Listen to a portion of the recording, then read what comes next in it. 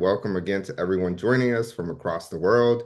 This is the Global Approaches to Innovation and Equity in Higher Education seminar, and this is the latest offering in the WAHEN Global Community Seminar Series. Welcome again. My name is Julian Ledesma. I serve as Associate Vice Chancellor for Student Equity and Success at UC Berkeley. That's in California in the United States. Today, I'm really excited that we have some amazing presentations as part of our seminar presented by higher education leaders and experts in the field. Speakers will address questions after all presentations have concluded, but you can begin to place your questions in the Zoom Q&A. The chat feature is not available for this seminar. I'm going to go ahead and provide the descriptions for our three presentations today before we get started. Our three presentations today include Inclusive Higher Education in Resource Limited Context, the case for ETCI Faculty of Education, presented by Angela Tavares de Jesus, researcher and lecturer, East Timor Coffee Institute. This presentation explores inclusive higher education in resource-limited settings, drawing on the case of the East Timor Coffee Institute, Faculty of Education in Timor-Leste. It highlights local strategies for access and equity in teacher training and reflects on broader implications for post-conflict educational development. Our second presentation will be The Power of Co-Creation, the Importance of Partnerships in Developing Outreach Activity. Presenters include Clare Gartland, Narupi Co-Convener, Research Fellow, University of Bath, Ivana Lessner-Listiakova, Associate Professor, University of Suffolk, Tuba Gokpinar, Social Impact Research Officer, University of Essex. This paper highlights learning from an Erasmus Plus project involving universities in the UK, Romania, Turkey, and France. The project focused on ways to more effectively support the educational progression of underserved groups of young people underrepresented in higher education. Co-creating activities with student ambassadors and other partners was found to be an effective way to promote student-centered pedagogies and the development of locally relevant activities. Involvement in the co-creation of activities supported the building of community partnerships, empowered ambassadors, and promoted their engagement with the civic mission of their university. Our third and final presentation today is titled Innovation or Isolation? Are we building communities or just campuses? Presented by Mo Mullally, Student Development Advisor, the Seville Foundation. Expanding access means little if students feel isolated. Too often, innovation focuses on technology, not belonging. This presentation asks, are we building true communities of learning or just upgrading campuses? Drawing on TSF's programs across South Africa, we'll explore how connection, collaboration, and peer support turn access into success, shifting students from isolation to resilience and belonging. Again, each presentation will be 15 to 20 minutes. We will hold all questions until all of our guests have presented and respond to them at the end. You can use the Q&A feature to stack your questions until we get to the Q&A portion of our seminar today. So let's go ahead and begin with Angela. Thank you. Thank you so much, Dr. Julian. So I'm just going to present my PowerPoint.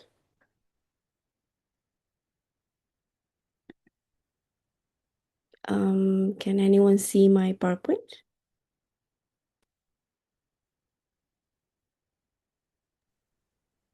Yeah, we can see it. It's on your presenter view. I don't know if that's the way that you wanted to.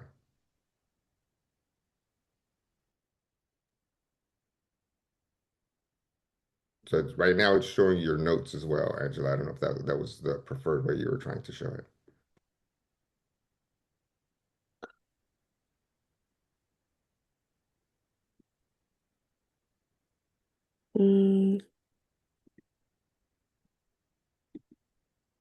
Yep. Can anyone see my presentation? Right now we cannot, or I cannot. Okay.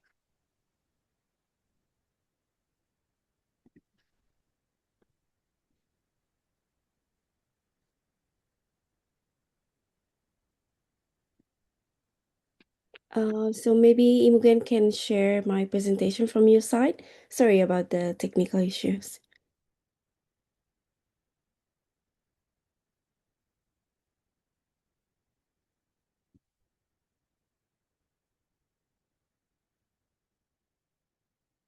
Thank you. Good morning or good afternoon, everyone. So, my name is Angela Tavares. I'm from East Timor Coffee Institute. So, right now I'm doing my PhD actually in Australia. So, it's 1 a.m. here from Victoria, Melbourne. Today I will share how partnership have supported inclusive higher education development in rural Timor-Leste, focusing on Faculty of Education at ETCI. So this presentation highlights how collaboration strengthened teaching, research, and community engagement in resource constrained contexts. Next slide, please. So, just a little bit of background of East Timor Coffee Institute, or what we shortened it to ETCI. So it is founded in 2003 in Glen Ermera. So it's about 1.5 hour from the capital city of Dili by the Lahar Foundation. It's a private foundation, and it emerged from a different people, from intellectuals, veterans, and community leaders. So Ermera is well known as the heart of Timorese coffee productions. Is one of the leading export of our country after the oil. And from the beginning, it actually linked education with rural development and sustainability. In the next slide, Faculty of Education was established in 2015 with vision toward 2040 to become an innovative, ethical, and independent faculty. So what we envision is that us to be an excellent, innovative and independent faculty that foster critical thinkers, ethics, and cultural values nationally and internationally. With a mission is to improve education quality and then contribute to quality learning, particularly from the bottom up, from the rural communities up to in the national level. So what we are thinking is that the faculty helping the community to strengthen in three areas, particularly in biology for education, math, and English as well. So the problem or the challenges that we face in the next slide is that access to higher education in Timor-Leste remained very limited, particularly for rural and low-income students. I could say that there are just a number of students who graduate from high school, and then only half or over 50 or 60% access to higher education. There are a number of reasons. One of the leading is poverty, but also the accessibility to universities, particularly for rural students, is that they have to travel to the capital Dili. So many of them decided not to go to higher education. So ETCI was established in rural community just to fill this gap so that the rural students can access the higher education. However, as a private universities, we tend to face challenges, including limited infrastructure, shortage of qualified lecturers, and then restricted technology access. However, we found that although we have these limited resources, we what we saw is that strategic partnership actually could contribute to elevate. Here, I'm seeing three things: is that in terms of teaching, community service, and also research. So, from Faculty of Education, we tend to partner with government, development partners, and civil society. Now, the question is, how do partnership contribute to expanding access and improving the quality of rural higher education, which is in the next slide. So, the faculty collaborates with more than 20 partners. Although we are located in rural areas, we try to take this as opportunity, not to see as limitation. So what we did is that we partner with different organizations, development partners to see what are the aligned objectives that we share. So for rural and low-income students, we see this as opportunities in order to bring the benefits to rural schools and also rural students. So in the next slide, as you can see that we help to foster this relationship not only with the outsiders or out of our municipality, but we strengthened our partnership with rural schools, community organizations, international agencies. Now, with that, so the faculty strengthen this partnership and then strengthen our teaching, research, and community engagement. In the next slide, you can see that with the um, partnerships that we have with the support from the U.S. Embassy in Timor-Leste, we facilitate English language training that was conducted for high school teachers and also final year students of our faculty. So lecturers and students also participate in the intensive training in December 2022, expanding their pedagogical knowledge and also skills. Not only for teaching, in the next slide you can see that our lecture also um, um, actually in the next slide, sorry. Yes. So for research, we have a partnership with around Asia Pacific region. So our lecturer presented educational issues from Timor-Leste just to contribute to the discussions in international conferences, and the faculty also hosted discussions on education policy and practice in collaboration with international academic networks.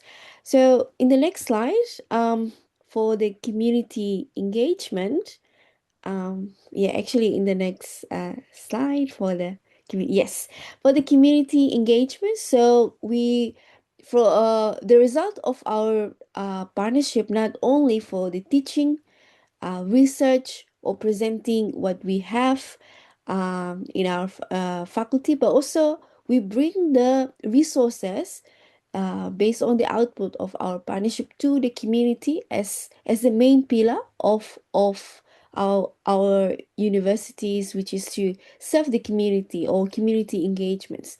So what we did is that through our collaboration with the Timor-Leste Australia Alumni Association, funded by the Australian government, the faculty received a number of supports.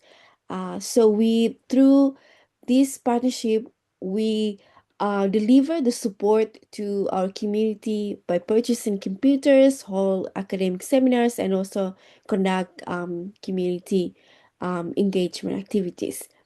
Now, for the next slide is that through this partnership over the last 4 years, we have the reflections is that partnership have been central for the faculty growth.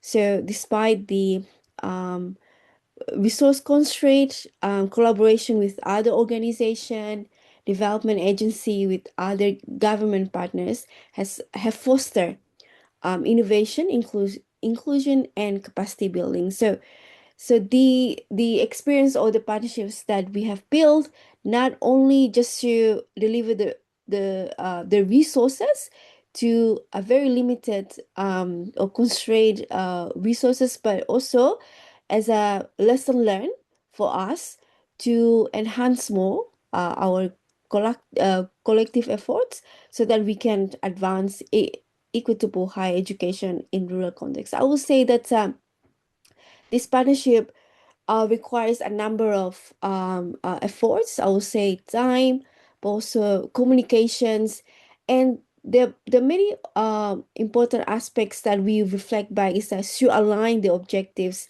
that we have with the organizations that we work with. So over the last 4 years, we not only receive the resources, but also the skills among the staff of the faculty, the required skills, the meetings.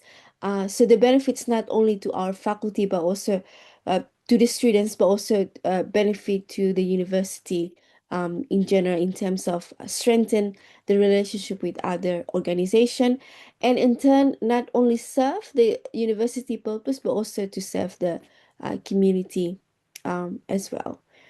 So that's it, my presentation, and I'm looking forward for the feedback or any questions that you may have. Thank you. Thank you so much, Angela, and again, asking folks to direct their questions to the Q&A so we have them ready there for when we're ready to take questions. And certainly all of our presentations are really critically important today. And the notion of resource constraints in higher education, I think, is something that we face often across our different contexts. So thank you again for your presentation. Now I want to invite Claire, Ivana, and Tuba to present.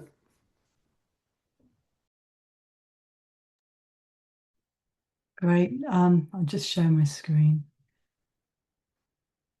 Is Tuba with us? Just want to check. Yeah, I'm here. Hi, brilliant. Okay. So I'm presenting, or the three of us are presenting, learning from an Erasmus plus HE partnership project, which we undertook with universities in Turkey, Romania, and France. So I'm presenting this with Tuba and Ivana, who will take over from me shortly. So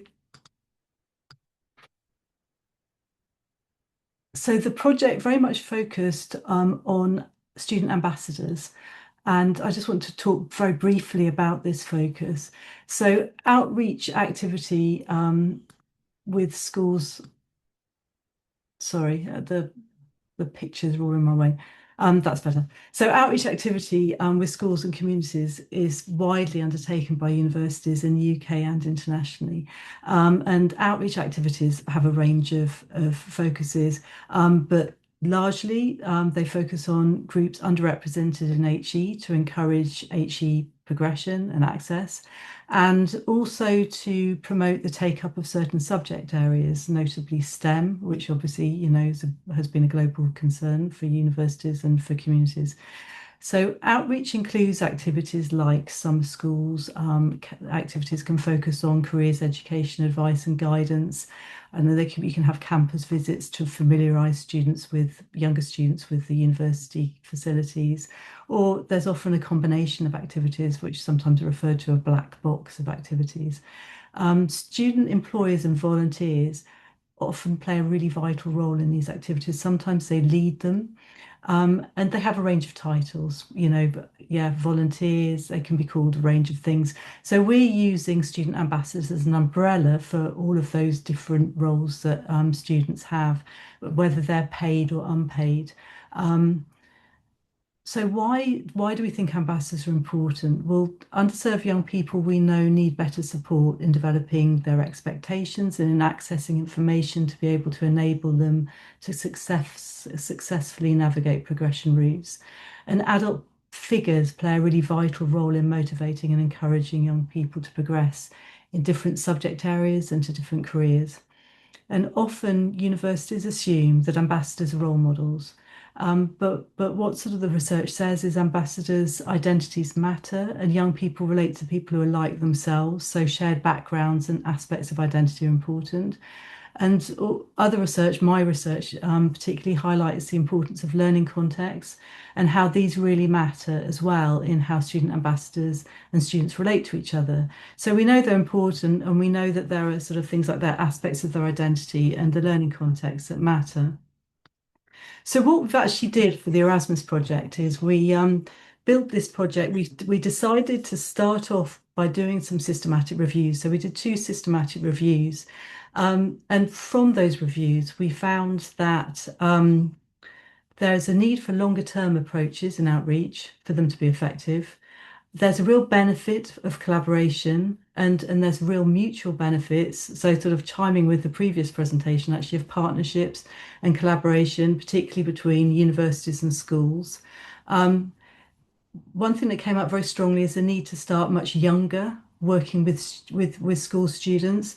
Universities tend to focus on 14 to 18-year-olds, but that's actually too late to really change patterns of progression. And there's a need to work with we sort of felt that there was need to work more inclusively with schools and with populations in schools. Often targeting is problematic. It's difficult to know who and how to target, and you always leave out people. And often, what we found is that you target people target high achieving kids, but that leads out of our swathe of, and often it's lower socioeconomic groups that aren't achieving as well, but that it doesn't mean they haven't got the potential to. So targeting we felt was problematic. So working with whole communities seemed better. Careers education should be integrated. And there's real value to student-centered approaches, particularly active and experiential learning, because that's motivational for young people. And it also enables young people and ambassadors to relate to each other peer to peer. So we developed a model for the project, which all of the countries used. Outreach activities were co-created in broad subject areas, so STEM, social sciences, arts, and then health. I want to talk very briefly about the model that we used to underpin the work. Obviously, it's based on those research findings. It was also informed by Neil Harrison's work and the Narupi framework. Collaboration was key, so we worked with a range of partners, including local schools, HE staff, and that was academics, as well as in England you have sort of widening participation staff, so we worked with them as well, and other organisations. And we found there's a lot of useful resource, often free. For example, in the STEM activity, we use resources that are free to download from the Royal Academy of Engineering website, and they're all curriculum linked. They're really good resources. So you're able to sort of access relevant resources for communities there's a lot of stuff out there that can be used. So ambassadors were really central in co-creating activity. So they worked collaboratively with teachers in schools, with university staff to develop activities that were then taken into the schools. So in terms of targeting, we targeted at school level. So we targeted schools with high numbers of underrepresented young people. We targeted 11 to 14-year-olds because we felt that was best to help them to inform and support their progression in subject areas and enable them to make informed choices. In England, they have to make choices about subject progression at the age of 14. So that sort of 11 to 14 years of age is really key, and it's often when their sort of confidence and efficacy in subject areas declines. In terms of purposes, we wanted to support curriculum learning, we wanted to embed careers education, and we wanted to make sure that students understood progression routes. Location and setting, we work with whole secondary school classrooms, so a really inclusive approach with whole year groups. And we use experiential learning activities that enabled ambassadors and young students to work peer to peer. So ambassadors were in the classroom supporting learning activity. And in terms of training, the collaboration and co-creation really built knowledge and understanding of activities because ambassadors were so involved in those. The teachers were involved in working with the ambassadors to develop them. And the teachers were obviously in the classrooms as well. We did some work supporting ambassadors with questioning and sort of how to interact with young people, and also in signposting information, advice and guidance and careers education. So if younger students express an interest in something, they could say, "I'll go to this website." So I'm going to pass over to Tuba now to talk a bit more about how the actual activities took place. Thank you very much, Claire. Hi, everyone. So, just continuing from what Claire said. So, as part of this project, there have been collaborative workshops with student ambassadors and academics across the partner countries. And these workshops created space for students from underrepresented backgrounds to share their experiences and co-develop inclusive learning activities. So in England, specifically, we built partnerships with third sector organizations like Royal Academy of Engineering and NHS, and NHS, and these organizations contributed to careers-related materials and teachers in schools helping us link activities to curriculum and pedagogy, and academics and widening participation teams offering guidance on inclusive teaching. So we also aimed to focus on big societal challenges such as sustainable energy, aligning our work with UN Sustainable Development Goals. Working collaboratively with other university students supported active experiential learning, which helped building learning communities and supported student ambassadors' own learning and sense of belonging in higher education. But Ivana will be talking more about that experiential learning aspect for ambassadors later on. So I don't want to get into details. And next slide, please. I think I've done it already. Oh, sorry. It just appeared later. Thank you. So, outreach activities that we did, and specifically, I'll be talking about the ones that we did in England, in Ipswich. Our outreach activities targeted 11 to 14 years old students, and the aim is linked to what Claire said, like supporting the development of the possible selves in broad subject areas, raise self-efficacy in disciplines like STEM subjects, and embed curriculum learning with careers education. And we place a strong emphasis on pedagogy, particularly active and experiential learning. And these approaches enable students to work collaboratively, facilitated by ambassadors, teachers being present, but ambassadors played a different role than the teachers, so they weren't as instructors, but they involved as co-creators. And this peer-led model helps students engage more deeply, especially those who might not typically participate in traditional classroom settings. Next slide, please. One example of our outreach work is the Power Up. It is an activity which explored energy transfer, sustainability, and related careers, and collaborations and co-creations with a local secondary school, student ambassadors from the university, and Sustainability Institute from the university, and a regional STEM coordinator brought the resources from Royal Academy of Engineering. And the activities targeted year 8 and year 9 students, so like the age that we talked, and we use problem-based learning and career case studies to connect STEM concepts with real-world applications and future pathways and activities linked to like I said, Sustainable Development Goals. This hands-on approach, not only like boosted the engagement, but also helped students see themselves in STEM careers, especially those who hadn't previously considered such careers for themselves. But the activity itself wasn't just about like the content, it was about the pedagogy, which is often neglected in outreach. We deliberately used problem-based and experiential learning as a pedagogy to make STEM concepts accessible and engaging, particularly for the students from underrepresented backgrounds in such subjects. So we think like the way we teach matters as much as what we teach.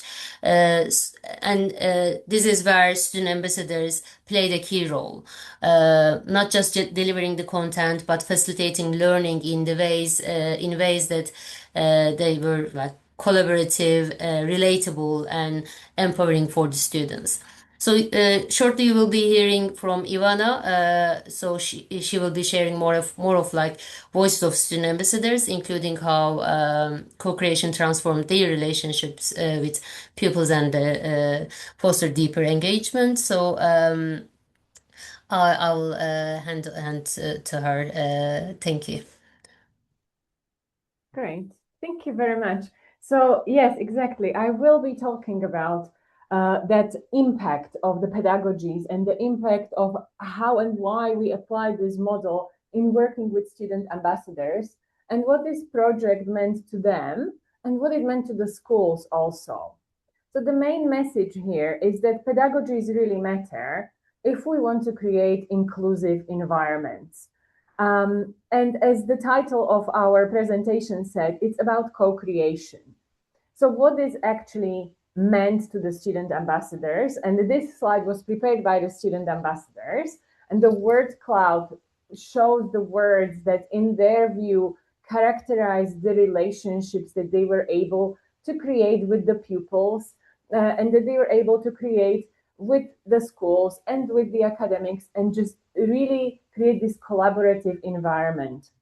So according to student ambassadors, co-creation is a space where the binaries between teacher-student relationships, these power dynamics, are completely eradicated because they are working in partnership, and they are showing respect to each other. They communicate in a very inclusive way, and that was thanks to working together on these experiential learning activities.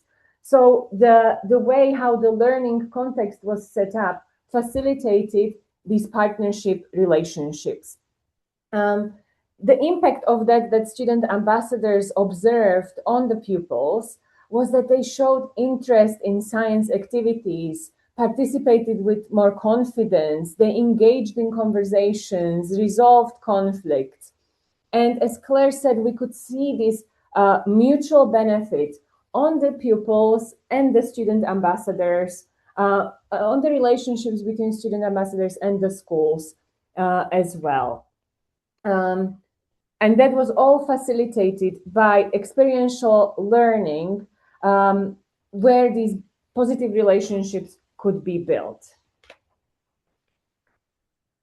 So if we move on to what this meant for the schools, what did it look like? The partnership was, again, mutually beneficial. Schools could see that student ambassadors are really helping them in classroom management. They found self-experiential learning activities more manageable, more feasible, because they had more facilitators that could be there with the group work. Another really important impact was that the project was going beyond that selective group of science clubs, only students who are interested in this or who are pre-selected by their teachers. It was a whole class mainstream approach. And in that way, the conversations with student ambassadors around possible future careers or possible future education journeys were happening with the whole range of students, a whole range of pupils in the classrooms. The inclusivity was reached through these hands-on learning experiences where everyone could participate. And also, again, as Claire mentioned in the beginning, the role models, student ambassadors were as role models that provided potential vicarious experiences in supporting the self-efficacy of the younger pupils. The benefits were also in overall enhanced student engagement and this overall sense of community that promotes love for learning. And then what it actually meant was also empowerment for the ambassadors. So the third benefit of this whole co-creation process to self-experiential learning was the impact on ambassadors themselves. They've identified many areas where they felt that they've learned, their awareness was raised, they felt they could contribute. And what was very motivating for them was the sustainable development goals and the focus on these bigger societal issues. To very similarly to Angela's project about, or Angela's goals of the community engagement and the university supporting the local community, this is exactly the role that the student ambassadors felt that they had in the project. It wasn't just about outreach in the local schools, it was contributing to these bigger societal agendas. So to finish off, we have some good news for you. If you scan this QR code, you can download a completely open access book published by Routledge, where we have all of these theoretical concepts around the model for training ambassadors published, and also examples of the activities that were co-developed, co-created with student ambassadors and with the local schools from all the 4 different country contexts, so you can adapt them to your environments as well. So feel free to use it, and do let us know if you are using it. We want to hear about how this is going further. Thank you. Thank you so much, Clare, Ivana, and Tuba. I think it's an important, fascinating presentation, particularly relevant for me. I at one point in my career, years and years ago, well, not even as a career, but as a student, served as a type of student ambassador. So your presentation certainly resonated with me. Again, inviting our attendees to go ahead and place your questions for our presenters in the Q&A, and we will get to those questions when all of our presentations have concluded. So our final presentation or presenter is Mo. So I will now pass it over to Mo. All right, let me put my slides on. Hopefully, no tech gremlins. There we go. Can you confirm that you can see my slides, right? And hear me? Yes, we can see All good. All right. Awesomeness. Fantastic.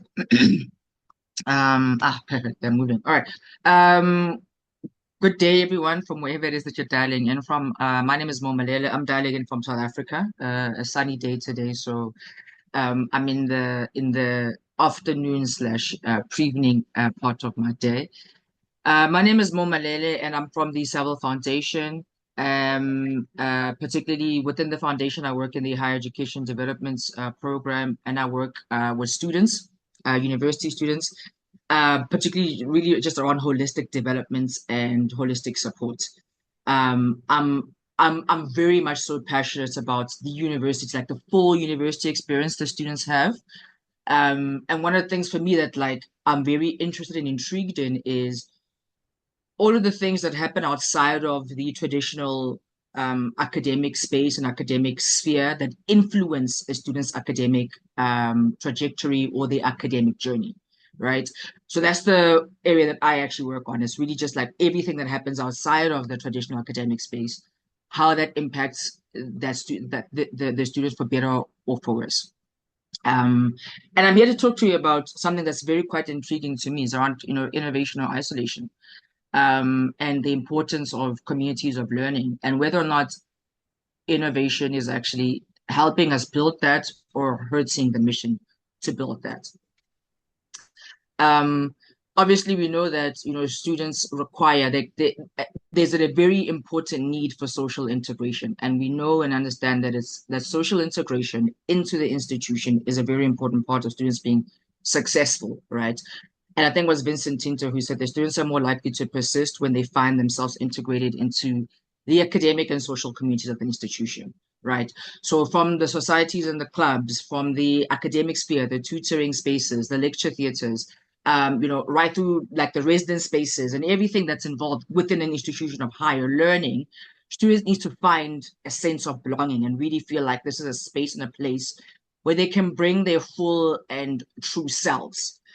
And more often than not, there's a correlation between that and students being, academically successful and throughput rates and so forth, which is ideally, right, what we want students to do, right, to actually go through the process and eventually qualify and get their degrees. But this is a particularly very important element of it, and is often the hardest part of the entire, what can I say, like the entire recipe of student success. This is often the hardest part of it, right? And this is the challenge that we face today, particularly in the modern era, where oftentimes when we talk innovation, we're talking about tech. I mean, every other day there's a new edtech or a fintech platform that can revolutionize learning and access and success, or revolutionize how institutions do things. We're like, more so now than ever, we're in an age and a time where the buzzword is innovation, right? And more often than not, when we talk innovation, we're talking technology. The classes have to be bigger, better. We're talking smart boards and smart classes and so on and so forth. And that's oftentimes where investment goes. And this is an easy sell, right? If you're talking to the decision makers and you're trying to get them to invest in new tech or new innovation, rather, it's an easy sell to make that the innovation should be tech. But what if we redefined innovation to be about building communities and building communities of learning, and about how does the innovation, whatever it is, and nowadays the buzzword is tech, but whatever the innovation is, how does it actually help and build the learning experience and build communities of learning? How does it help students connect to each other and connect to the lecturers, connect to the institution, and really feel part of the full learning experience in such a way that they are actually part of it? It's not just a top-down approach, but that it's an approach where, or rather an experience where students actually feel that they are part of the entire experience and part of the entire approach, right? And this is the challenge, right? This is where we're at right now, where more often than not, what innovation does is that it reinforces traditional barriers, because it's often tech, it's often policy innovations, but they don't actually focus on the human connection, connecting students to each other, and connecting students to institutions, and connecting the students to their lecturers and their tutors and so forth. So that's the challenge. And like I say, I think we're in an era right now where this is actually the big question, is how do we utilize all these innovations to really bring people closer together, to really bring students closer to each other, to their learning experience and to the institution, right? So that we can actually build communities of learning and a sense of belonging. Now, I've already touched on, the redefinition of innovation, which I really think, I actually think that's like the key question, right? Or where rather the big question mark is, right? It's around, are we actually innovating for the betterment of our students and their experience? Or are we innovating for the sake of innovation? It's about designing for belonging. So the innovation must actually work. It's the innovation assimilating to the community and assimilating to students, not the students assimilating to the innovation. So are we designing for belonging as a core fundamental, as our core departure point? Are we empowering peer networks? And I think the previous presentation spoke a lot about that. But are we designing and are we innovating, for that goal, to empower students to actually be able to network and connect with each other as part of their learning experience? And then obviously measuring what matters. And that's another tricky part of it, right? Because what I'm talking really about, like, innovation is very easy to track. You can track whether an innovation is working or not, particularly if it's like a tech, sort of like quantitative innovation. But when you're now talking about, well, how is the innovation or the tech or whatever we've implemented and invested in, how is that impacting culture and traditions, and how's it changing, language and norms and that kind of stuff, right? That is a harder thing to measure, which is why we need to design for belonging. And in designing for belonging, we also design our measurements to actually track and monitor that. And then the last part is leading with empathy. And I'm going to go into a bit of detail in terms of how we do this at the Saville Foundation. But also, I think leading with empathy, which is a thing that I speak fairly often about, and in the programs that I have, where the programs have worked in the different institutions across the country, compassion and empathy have been part and parcel of the work that we do and how we structure our programs. But I think if you forget a lot of other things I've said and you remember nothing else, I think this for me is like the most salient point, right? Is that the innovation needs to assimilate to the community or into the community, not the community learning and assimilating into the innovation. The innovation is there for the betterment of learning communities. It's there for the betterment of our students and them getting their qualifications and improving their lives. Not like the innovation is not like it's not the other way around, right? It's not there for the sake of it being there, which is what I think is often the case, that we innovate for innovation's sake, versus really understanding what does the community need, like what do our students actually need, and how do we actually build those communities, and how do we ensure that the innovation, whatever, like I said, whatever it might be, and more oftentimes it's like a tech innovation, but how do we ensure that the tech actually is meeting the needs of our students and the needs of building that culture of a learning community and building a culture of a sense of belonging, versus the students assimilating into whatever the innovation or the tech is. And I always say that, like, this is really the big question. This is really where the hard work lies. Because what you're doing is you're shifting the focus. Now, in the work that I do at the Saville Foundation, like I said, I'm very student focused. So what we've learned actually is that this is what needs to be true, right? These are the things that we've seen. Wrong button. But these are the things we've seen actually work across different institutions, because the work we do is across different institutions across South Africa. And what we've seen is that there are certain things that need to be true in order for the program to work. And understand that when I say that we do it across different institutions, like these support and development programs for students, we do across different institutions, you must also understand that there are regional dynamics, right? That each institution is different and each region is different.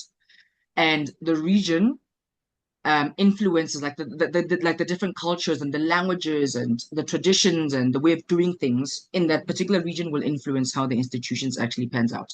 So to give an example, the University of Cape Town, which is based in Cape Town, functions very differently and has a very different culture to the University of Pretoria, which is in Pretoria, right? But these are the things that we've seen actually work across all the institutions and need to be true. So one, and I would say really, really is an important one, is the lived experiences of students, that they need to be valued and need to be validated. And I don't subscribe to the philosophy or the ideology that students are just students and students have needs, which is more often than not an ideology that I come across or I hear in the space of work, right? That, well, students are students. They're all the same. And they all have the same needs. I don't subscribe to that. I believe that it's important for us to value and validate the lived experiences of each individual student, and to create and to work to create spaces where each individual student and their lived experiences is valued and validated. And so when we talk about innovations, my first question is, does this innovation help us do that? Whatever tech you're proposing, is it efficient and scalable enough to help us do that? Because every individual student comes from a very different background, and they have very, very different experiences, very different perspectives. And whether or not there are similarities, neither here nor there, every individual experience needs to be valued and validated and needs to have a safe space to live, right? The next thing is that there's no right or wrong. So what we do in a lot of our programs, we encourage curiosity, which is kind of like contrary to the traditional university experience, right? From an academic perspective, that there is a very clear right and a very clear wrong. And you know whether you're right or you're wrong. And if you don't know, don't worry, the system will tell you, right? So in the work that we do, we encourage curiosity. We encourage students to disagree with the system, to disagree with the work, to disagree with what content we're covering and how we're covering it, to share and to bring their own experiences into the room. There's no right or wrong, because nobody can judge your reality or your truth. What we encourage is that let's have a conversation about it, because that adds to the colorful tapestry of experiences in the program. And then we also create safe spaces for group-based vulnerability and one-to-one or like individual-based vulnerability. And the two are equally important, right? Because there's a great deal of power in being vulnerable in a group setting for students. And it feels like taking your power back and owning your narrative, owning your experiences, for better or for worse, good or bad, in a group setting. And then there's also value in doing that in a one-to-one or in a more sort of intimate, individualized setting. But vulnerability and the expression of it is a core in the programs that I facilitate. And then connecting students to, the greater university community, I think that's an obvious one. Like I said, I'm from the Salwa Foundation, so obviously we work externally with third parties. So the programs we have, they are in the institution, right? But we as individuals who work on these programs are external parties. So it's always important for us to be collaborative with the institutions we work with and connect students to existing wellness and well-being services. And then I'll cover the last 4 points on the other side of the screen quite quickly, because I'm mindful of time, not sure if I'm running behind. But as I mentioned earlier on, is that the hardest, it's hard to track, or in this case, monitoring and evaluation, right? It's hard to monitor and evaluate culture, language, and those kind of things, and know if you're moving the needle in the direction you want the needle to move or not, right? It's easier to track, scale and throughput and all the other measures that we have, right? But this is where I challenge us that when we do these programs and when we talk about innovation, that we build monitoring and evaluation of culture, of language, of are we moving the cultural needle in terms of do students actually feel a sense of belonging? Do students feel that that the institution is, holding their hand and walking their journey with them, wherever they started and wherever they might be in the journey? All of those things, does the innovation and the tech help us actually monitor and evaluate that? And that's a big question mark. And that's a hard ask, right? But we should be building for that. And then making students feel part of that feedback loop. What we found works is when you actually discuss the feedback with students, because more often than not, what happens is you give feedback and you never hear anything back. So you don't know if other people felt the way that you felt, or if other students had the same experience that you had, or if you don't know if you're actually the only person who can't see the magic trick. Everybody can see the trapdoor except you, or are we all lost and not feeling like we belong together? So you don't know that unless you actually unless the feedback loop actually includes you in it. So a lot of what we do is we include students in our feedback loops once we've asked for feedback. And then the last 2 points around aligning the roles and maintaining strategic intent over time. This is really just about leadership. And leadership is a very important ingredient of making the recipe of innovation for student belonging work. We need leaders that are going to prioritize student belonging and understand and believe that student belonging is an important ingredient to throughput. All of those other rates and numbers that are tracked, students feeling like they belong here and not are just like tolerated here, but that they belong here, not tolerated here, they belong here, is an important part of all of those other numbers that are being tracked. right? And I challenge those that are listening, and I always challenge, the people that I work with, that in terms of strategic intent, this has to be a holistic goal. Everybody in the institution needs to know and understand that equity, access, and success is their goal. And it doesn't matter if you are close to teaching and learning or you're far removed from it. What is your role in achieving that goal or helping the institution achieve that goal? And I'll use a random example, and I always say this to the leadership guys that I work with, that the procurement department, something as random as the procurement department, who think they're as far removed from this goal as possible, right? Or the marketing department. Ask them, what is their role? That as an institution, we've decided equity, access, and success is our priority. I need you to think about this and come back to me in 2 weeks' time and tell me what you're going to be doing. How are we procuring products and services for this institution that helps us move the equity, access, and success needle? And the same with the marketing department and comms and PR and everybody who thinks they're as far removed from it as possible, because you need that. And then lastly, and this is very important for leaders, is that once you have all of these pieces of the puzzle together, you need to hold that position for an extended period of time in order to see results and to see change. So everything can't be a pilot for a couple of months or 1 year. You need to actually hold true on those intentions and that strategy in order to see those results. You can't pilot something for a couple of months or a year and then expect it to move that needle, drastically. It's not how, progress or the moving of a needle actually works. And that's probably one of the hardest parts, is to hold true to a strategic intent over an extended period of time, regardless of how the winds externally are changing or how the winds are blowing, rather.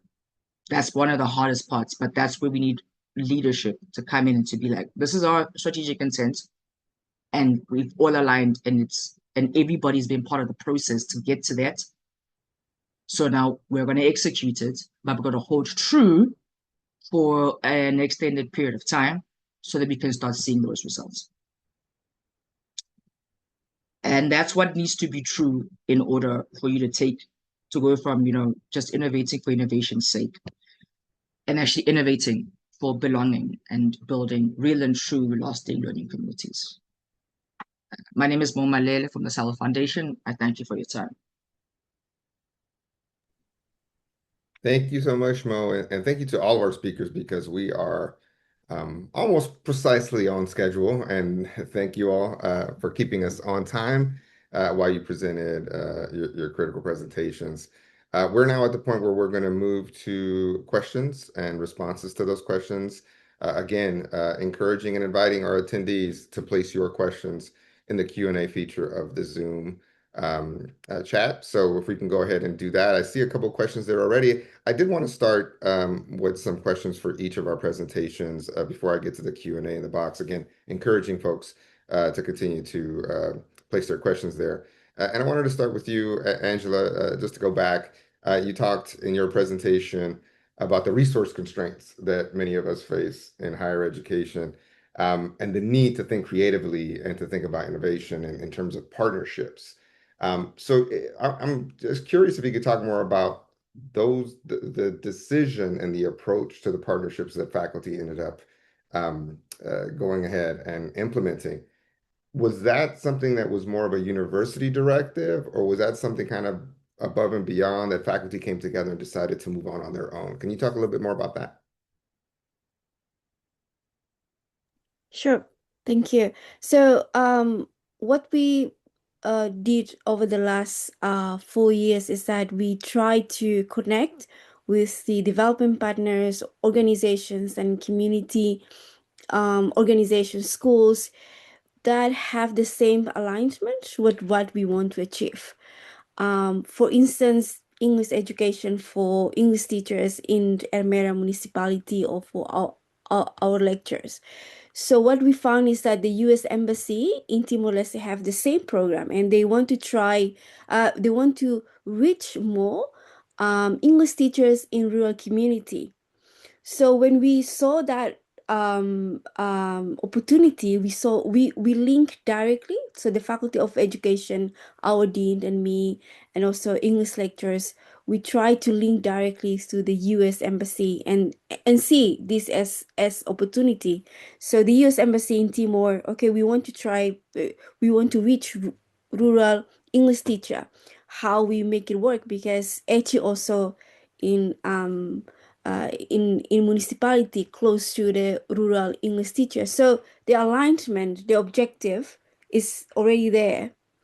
So the conversation is like, okay, how are we going to implement this as our community engagement activity, but also providing benefits to our English lecturers, final year students, and then contribute to the students overall, and then also to the university. So first, based on our experience, it's more practical. It's more so we do have challenge, and then we find organizations that have alignment with what we have, and then we create that partnership.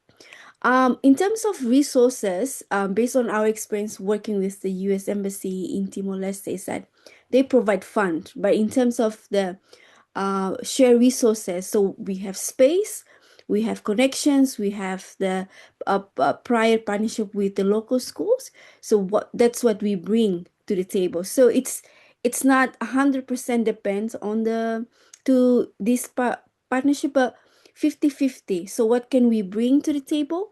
What our partner brings to the table, and then we make this partnership works for the long run. Thank you so much, Angela. I really appreciate your response. Now I want to turn back to Claire, Ivana, and Tuba. You all talked about kind of the critical importance of student ambassadors. So maybe if you could share in a bit more detail, how are student ambassadors identified and selected? Are there criteria that you look for in selecting ambassadors? And prior to them engaging in the outreach activities you described, is there a type of training or preparation that you put them through?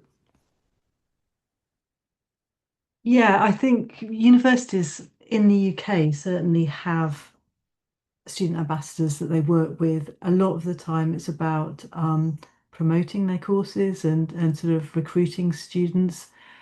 So they usually have a sort of recruitment process. Most universities will try and recruit students from underrepresented backgrounds because they know it's beneficial to match backgrounds. So there's often a pool of ambassadors sort of in UK context that people are working with. That wasn't true in other countries. In Romania and Turkey, they didn't have ambassadors in the same way, but there were sort of mechanisms that they could use to work with ambassadors that tended to be more voluntary in those countries. And we worked with the student union in Romania, for example, and they had people and an organisation called Proidus, which had a sort of a museum, a children's museum locally, didn't it, Ivana? And they work with sort of volunteers and students in their work. So you can sort of plug into existing organisations even if there aren't those big university ambassador programs there. In terms of training, we sort of did talk a little bit about how we set about training through the program. I think the co-creation process itself is really valuable in terms of sort of developing a shared understanding between the teachers, the HE staff, and the ambassadors, and the ambassadors learn a huge amount through doing that. In terms of working with school children, I think some further training is beneficial. And sort of research has pointed to the need for particularly for support with questioning, because if ambassadors, like in our context, were doing something slightly different from what they're normally doing in terms of recruitment activities, if they're actually supporting the learning of young people, that actually helping younger students problem solve is really valuable. So sort of helping them develop strategies for questioning and sort of doing that peer support rather than just providing answers. So that was one thing. And as I mentioned in the presentation, also sort of supporting with kind of highlighting where younger students can access information, because they're not careers advisors, but if they can say, oh, have a look at, you know, this site, that gives you a good overview. That we found that was quite helpful. Have I missed anything, Ivana, Tuba? I just wanted to add something about the co-creation and how to pull ambassadors into co-creation or research projects together where in terms of widening participation and to make that process really inclusive. So my initial thinking was the usual, okay, let's send a message out and see who voluntarily signs up. But in the process, I've learned that sometimes a direct invitation is more inclusive because people don't always have that confidence to put their hands up that they want to participate in something. And once they are told that, well, actually, we really want you for this project, you have this great skills for this, would you join us? Then it opens up the opportunities to students who might not have otherwise joined. So there's kind of thinking about power already from that invitation process is really important. Yeah, that's a good point. Great. Thank you again for your response. Appreciate it so much. Want to move now to Mo. Sorry. And Mo, I'm going to pull from the Q&A for the question for you. So do you think reliance on tech solutions has reduced people's interest in exploring other avenues to improving higher ed equity?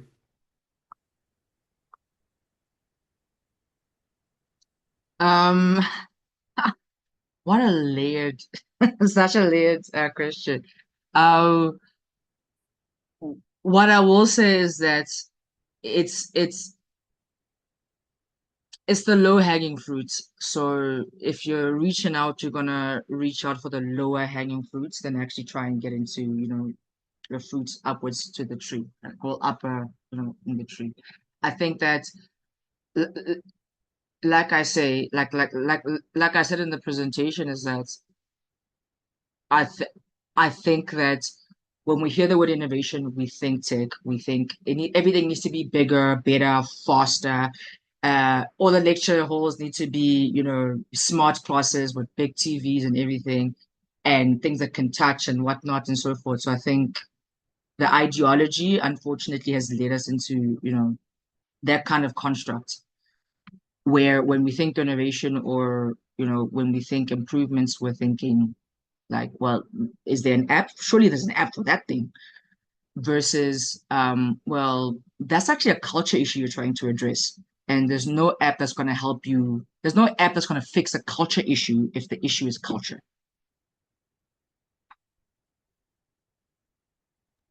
Thank you, Mo. I have another question in the Q&A. Doesn't point out if it's directed to any particular speaker, so I'm going to offer it to everyone, and maybe we can start with Clare, Ivana, and Tuba. So this question is, how much does earlier contact with universities have a positive impact on students' sense of belonging when they start their higher ed studies?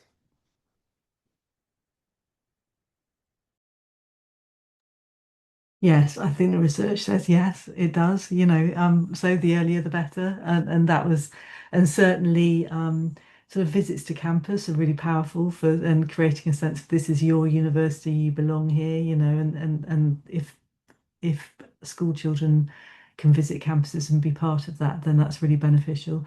But obviously that's resource intensive, so which is why we were sort of thinking about taking the university to the schools a bit more, and particularly those schools that are harder to reach, you know, that are more rural and difficult perhaps to get. And also it's hard for schools to bring entire year groups and entire school populations to campus. So yeah, I think different strategies are needed in doing that, but certainly younger the better. Yeah, and in any relationship building, it's not a one-off, right? You need to meet with people a few times, have several opportunities for that experience. And as we kind of went through our presentation, self-experience of everything is key.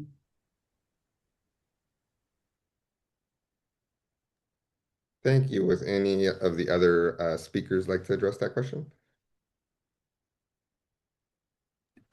Yep. I think yes, I I agree with Claire and Ivana said too. So the more contact, I think the better. In Timor-Leste context, we involve students in a number of activities, extracurricular activities, just to sort of get used to what the university system is, and because that's a culture shift from high school and also to higher education where things are very different and require thinking and a number of things. So we involve students in research and pedagogy, but also more on the community services activities or community engagement.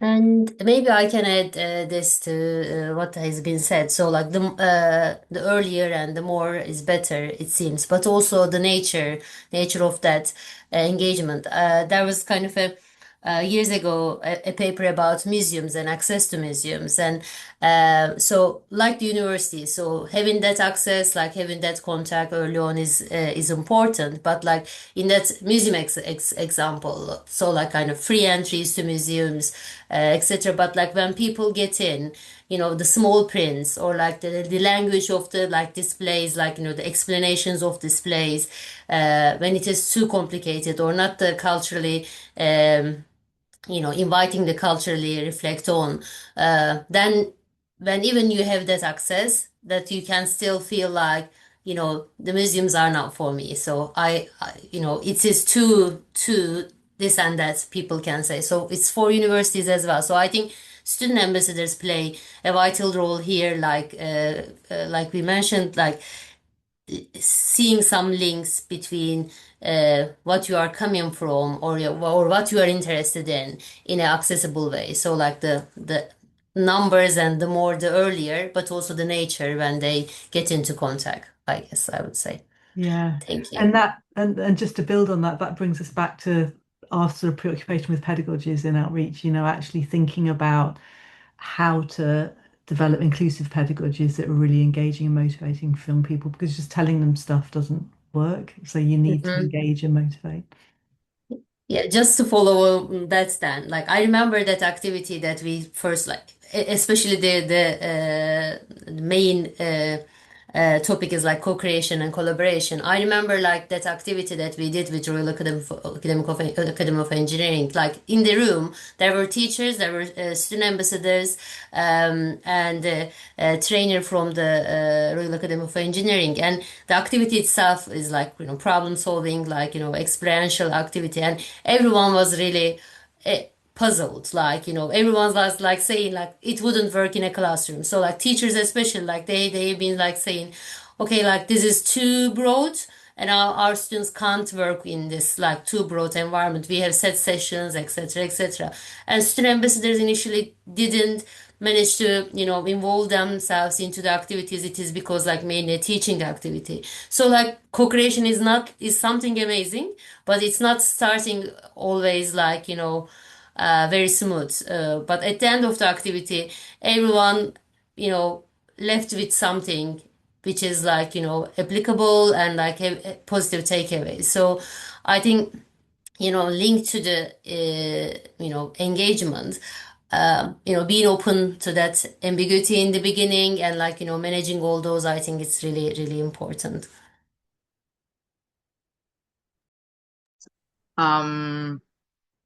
Yeah, so I think for me, I just like add on what I think Tuba said something that I wanted to say, like the perspective was like that she has is similar to mine. I think it is very important, but you need to be very conscious and aware and responsible about that experience and what you created, right?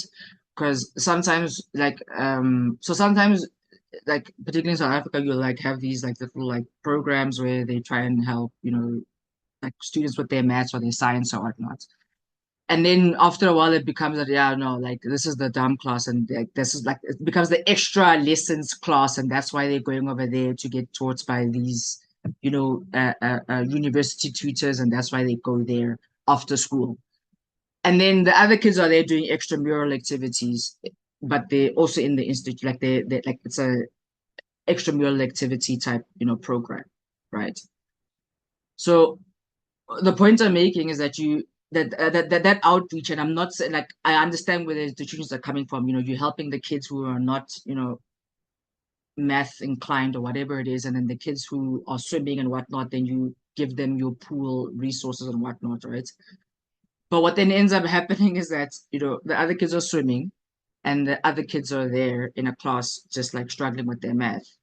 And then that ideology and that culture gets reinforced. So the kids who are there were struggling with their math start to really actually believe that, this whole like school thing is not for me, or this math thing is not for me, and I'll never get there.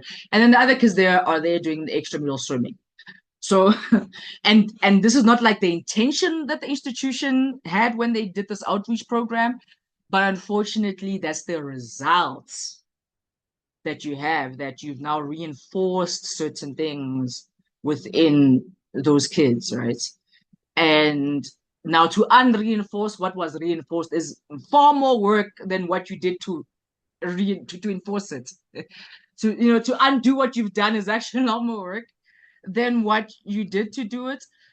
And then nobody's there to undo that work. And then we wonder why kids are, not picking STEM things and all that kind of stuff, right? So the point I'm making is that is very important, but I'm showing you that it's a double-edged sword, and that you can't do it without being conscious and aware of what you're doing at every step of the way. Because once again, unfortunately, like, your intentions are intentions, but you're not always there to see them through, or to see what they actually mean to the community that you have these good intentions for. So, and that's once I'll come back to, as I kept saying, question mark, and like the big challenge, right? So for me, that's the big challenge that as leaders we need to have in these programs, is that we need to be conscious and aware of what we're doing and following that through. Emotion, do you want to jump in with a note or a question? Yes, I was just going to jump from Mo's point as well. So I've been a student ambassador. I was a student ambassador wrangler, and then also a teacher who had student ambassadors and took my students to universities. And as Mo said, we also suffered similar, where the students who perhaps could be trusted to behave better in the university context would get to go to the university and perhaps visit the arts department or do the lab work, and then they could go to the physics department and actually get to do things. And those that ended up with extra teacher supervision in the room would end up doing written exercises, and it ended up, as Mo, as you said, developing a sort of, well, this place is just the place I go and do extra homework for some reason, while my friends get to go and grow cells in a petri dish and use a microscope. So yes, it is very difficult, and this is not an easy thing to balance, which is a shame. But as with all those things, I think it's something that just needs more resources at all times. There's just never enough.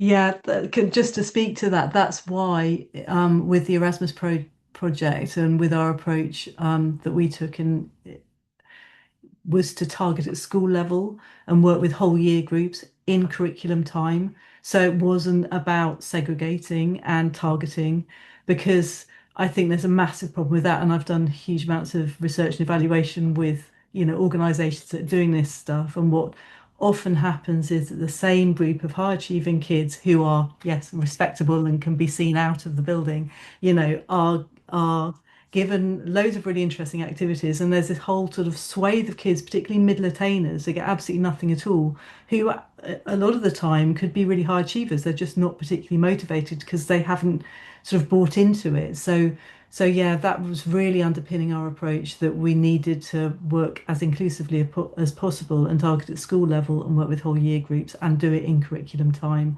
so that it reinforced curriculum learning but also supported and engaged. And what we found actually quite interestingly was that the teachers looked at the kids differently, because sometimes it wasn't the high achieving kids that were doing well on these project-based learning activities. It was sometimes the lower achieving kids that really flew with these, were really grown up, were really sort of engaged and motivated.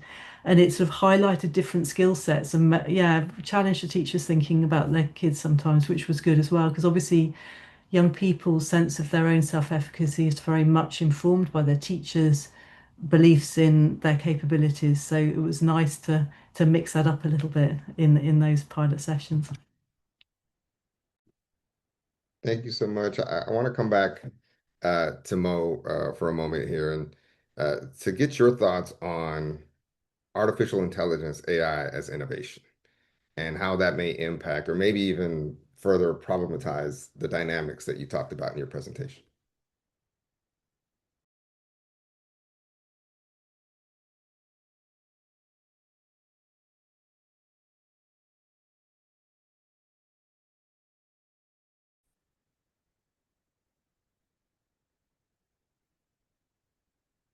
Hi, I'm sorry that I think I lost you towards the end of your question.